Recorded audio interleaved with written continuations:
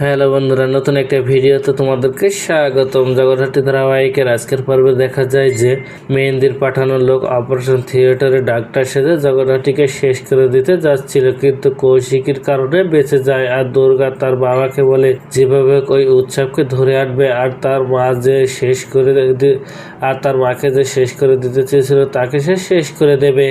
এদিকে উৎসবের সাথে দেখা করতে এসেছে মেহেন্দিকে উৎসব কিছু দিনের জন্য বাপের বাড়ি গিয়ে গা ঢাকা দিতে বলছে। আর মায়ের সাথে কথা বলার সময় সবটা শুনে ফেলে রাজনাথ। আর এদিকে মেহেন্দি আর উৎসবকে একসাথে দেখে স্বয়ম্ভুর লোক তাকে ফোন করে সবটা জানিয়ে দেয়।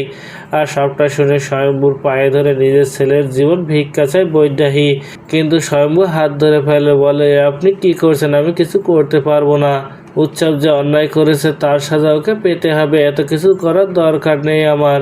এদিকে উৎসব পালিয়ে যাচ্ছে আর বৈদ্যাহী মেহেন্দিকে নিয়ে পালিয়ে যাচ্ছে। এই খবর পেয়ে দুর্গা চলে আসে নিজের কাছে থাকা সেই গান নিয়ে। আর যেই না উৎসব গাড়ি করে পালাতে যাবে তখন সেই গান ধরে উৎসবের মাথায় আর বলে, আমি তোকে আজ উপরে পাঠিয়ে দেব, তোর জন্য আমার মা আজ বেডে শুয়ে রয়েছে।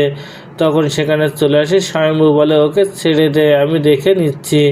তো বন্ধুরা, কি ঘটতে চলেছে গল্পে এবার জানতে হলে আমাদের সাথেই থাকুন। ধন্যবাদ।